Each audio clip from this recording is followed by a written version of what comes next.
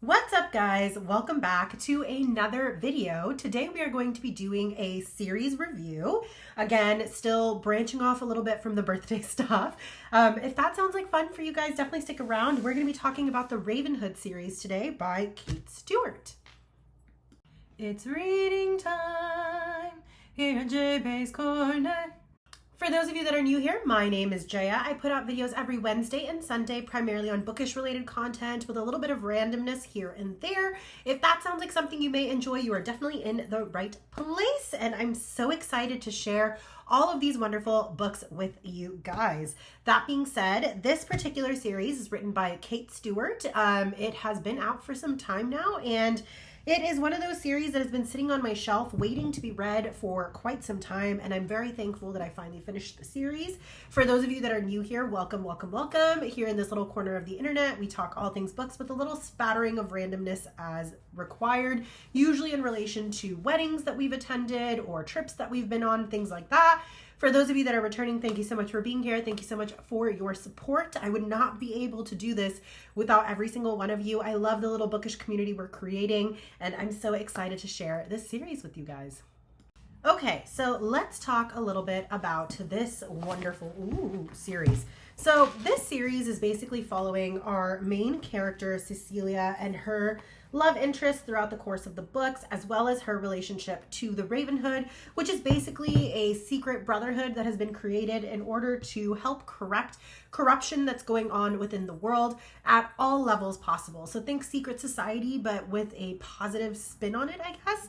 And then the primary focus of the book, of course, is still the romance aspect between Cecilia and her main love interests in this series. This book actually starts off with us visiting the past in the case of Flock. Flock is taking place over the summertime when Miss Cecilia has just turned 18 years old. She finds herself staying at her estranged father, Roman Hernan's house.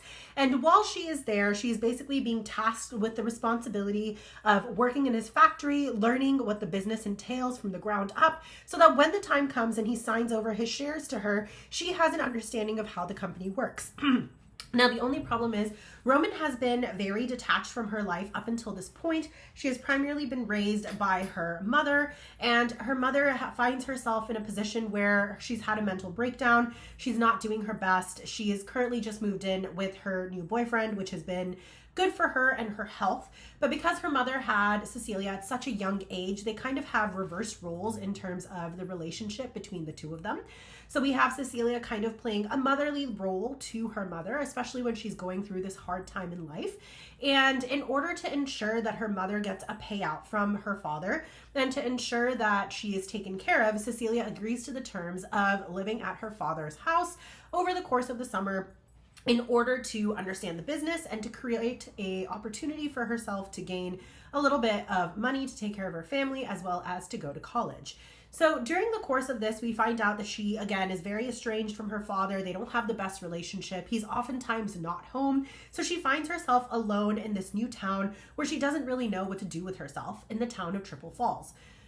During the course of this period, she ends up meeting two male characters who end up being her love interests in the course of this book. This is a love triangle. I will say there are some spicy scenes. There's only one spicy scene where it's everybody at the same time. But for the most part, the spicy scenes are between her and one other person. That happens in chapter 25, by the way, for anyone who wants to read it or skip it.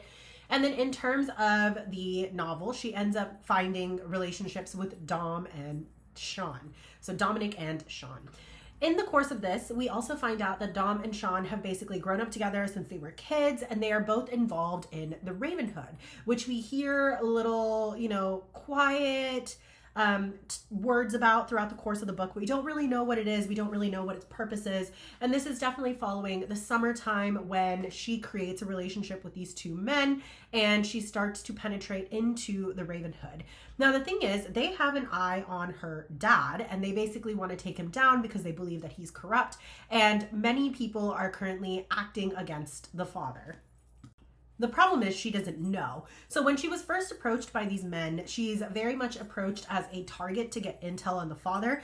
And then the boys realize slowly as they get to know Cecilia how open her heart is, how much love she has to offer, and how intelligent she actually is, and how loyal and trainable she is as well. So as the book progresses, we start seeing more intensity. We start to see more in terms of the shadow that the Brotherhood actually has in the various arenas and spaces in which they have a hand in order to clear corruption. At this point, we're really just looking at it in terms of Triple Falls itself.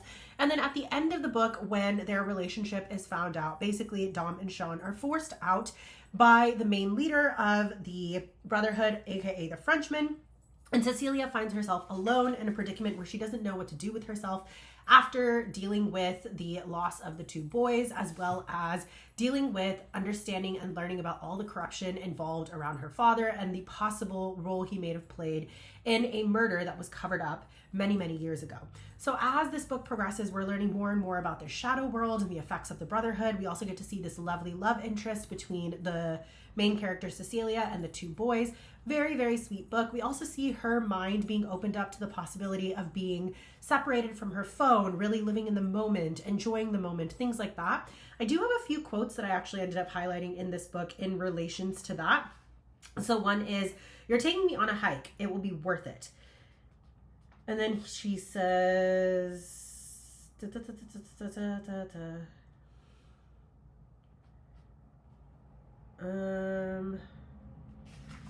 where is it? Oh, I was reading the wrong part. That's why. "So your free time is now, here, with me. So you should be here with me.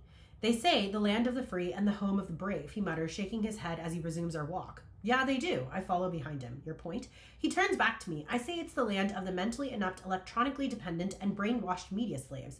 You've just insulted me, gravely, I think. Sorry, I'm just saying, why waste now time worrying about later? Now time?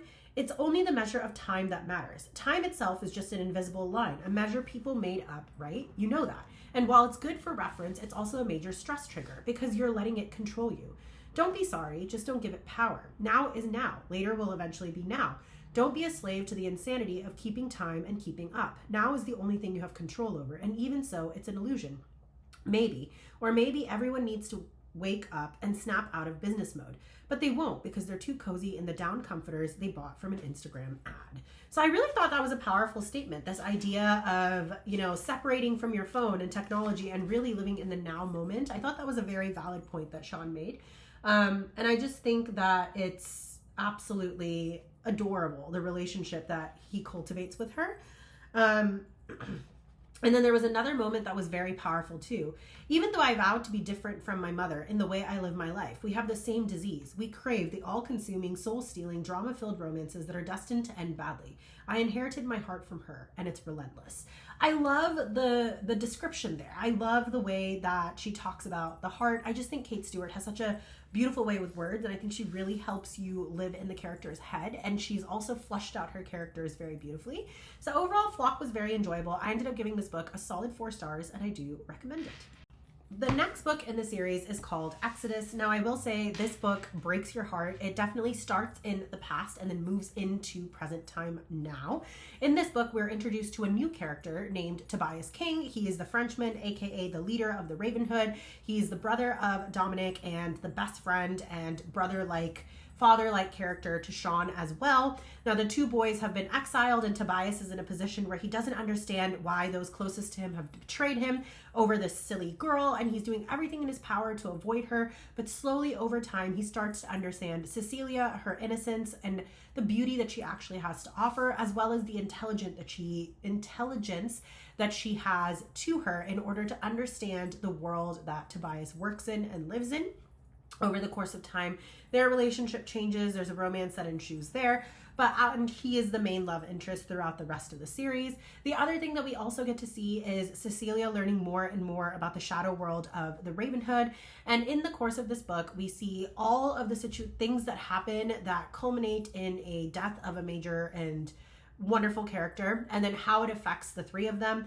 And then we get fast forwarded many, many years later to when Cecilia has graduated. She has the payout from her father. She started her own business. She's taking down people left, right, and center that are corrupt and damaged. And throughout this course, she finds herself once again face to face with Tobias as he attempts to buy her father's company, and she forces him to deal with her head on. This book is kind of sort of a filler book, but it's still very powerful. You get to really see their relationship grow. You get to really see the character of Cecilia grow into her own woman, and we kind of get to see the damage that's done by the death of the character and the relationship between Cecilia and her love interest Tobias.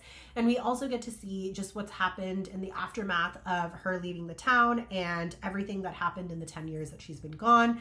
We get to revisit characters such as Sean, which is really interesting to see, and where his life has taken him. So I think this book was really lovely to read. It was definitely a good filler, and it definitely answers a lot of questions that might be surrounding the Brotherhood and the role that Tobias has taken on and how powerful he's able to become over the course of 10 years, where all the other characters that were high-level associates of Tobias within the Ravenhood have gotten to their military roles and all this kind of stuff. All of that stuff is a little bit far-fetched, but it's fun to read. Basically, the role of powerful men behind the scenes in politics. So this book was entertaining. It was fun to read. It was definitely important for the plot line, but it is one of those slower books, and we get to see, again, past and present in this book. So the flock is primarily all past, Exodus is past and present, and then the finish line is all in present tense. So this book, I think, was a lot of fun to read, and it was nice to finally get a chance to go back to Triple Falls and see what is happening in that world. I ended up giving this book a solid 3.5 stars. The final book in the series, which is The Finish Line, is a great culmination of the story plot. In this, Cecilia has kind of come to her own. She's left Triple Falls. She's decided to put the world behind her. She's created a new life for herself. She's settled in a new small town. She has a good relationship with her best friend and her mom. She's in a good place mentally. And Tobias ends up deciding that he's finally going to fight for her. So he basically decides to haunt her life again until she takes him back. And in this book, we get to see three different aspects of the story. On one end, we see the romance between Tobias and Cecilia as he tries to win her over, and the lengths he's willing to go to in order to gain her forgiveness. The other component of this story is the flashbacks that we get of Tobias's life as to how he became who he is, how he created the Ravenhood, and how he has basically handpicked all of his soldiers to help him fight a war. And then the other aspect of this is the past and the present coming together in the culmination of the book, when essentially his past finally catches up with him and is also a threat to Cecilia. But the role that Cecilia plays at the end of this book is absolutely phenomenal. It's so amazing to see her step into her own power in this book as well, and her knowledge and research of everything that's happening in the background and how she keeps Tobias clueless throughout the whole process. And then in the final aspects of the book, we get to see them as a family and where their life finally leads them. And we also see relationships that have been difficult and damaged in Exodus finally get to a point where they're healing and they're in a better place. So I think this book was really fun. I think it was a great way to end the series. I think it was really sweet to see Tobias work his butt off in a domestic setting in order to win over Cecilia. And I think it was also really lovely to see Cecilia come into her own. It was also fun to see the other characters that are popping up throughout the stories that have been there since day one and where those characters ended up as well. I think overall this book was a lot of fun to read. It was probably my favorite in the series, and I don't want to give too much away because obviously that takes away from reading the book and the experience of the book, but it was a very, very powerful book, and I do think it was fun to understand better why Tobias is the way he is and his relationship with his brother as well as with Sean. We get to really see the role he played in raising those boys as well, and it was just a great book overall. This one was a solid 4.5 star read for me, and I really did enjoy this book. And that does bring us to the end of the series review. So this I actually ended up giving as a series like 4 stars. I do think it's worth picking up. I think it's perfect for a summer read if you don't mind a little bit of spice. I think it's also great in terms of the spice not being the primary focus of the plot line. You really get character development and character focused storytelling. There is a lot of craziness that's happening in the background as well, but it's not the primary focus. So while there is gore and fights and attacks and gunfire and all this kind of stuff. It's happening on the side, and it usually shows up closer to the end of the books, but it's really focused on Cecilia, her growth, her female perspective on things, and how she grows from being an 18-year-old innocent little girl all the way to the well-adjusted adult that she becomes. And then it's also really interesting to see the way the men have shaped her to help her become who she is, but she also gets there despite of them, which I think is part of the reason why I really enjoyed this book, because the female character was fun to read. And then as far as the males go, it was really nice to see men at their caliber who were considered the best of the best, kind of like rogue character vibes, be brought to heel by a young girl. So that was really fun to read. And then for anyone who was wondering, I would say this is very much in line with the Fast and Furious kind of vibe. So if you liked the series Fast and Furious, then I think you may actually enjoy this series. There's a lot of resonance for me between that series and this book. And as I was looking up the series, I did notice that the author actually drew inspiration from the Fast and Furious series. So if that's kind of up your alley, then I think this series would be perfect for you. Thank you so much if you guys made it this far and for watching this video. I truly appreciate it. For those of you that are new here, if you liked this book review, if you like book related content, definitely consider hitting that subscribe button and that notification bell so you don't miss out on any other videos. We as a community would love to have you back joining us. And for those of you that are returning, thank you so much for being here. This channel is our channel. I so appreciate each and every single one of you, all the comments that you leave, the dedicated videos that you guys are watching. I know how much time it takes out of your day to do that. So it means the absolute world to me, and I would not be able to share my love for books without you guys. So thank you so much for that. And then I just want to say, wherever you are in the world, whether you're new here, whether you've been with us for a while, I just hope that you guys are safe and surrounded by love and family, and you're getting plenty of time to rest, relax, and read. I will catch you guys on the flip side with the next video. Bye.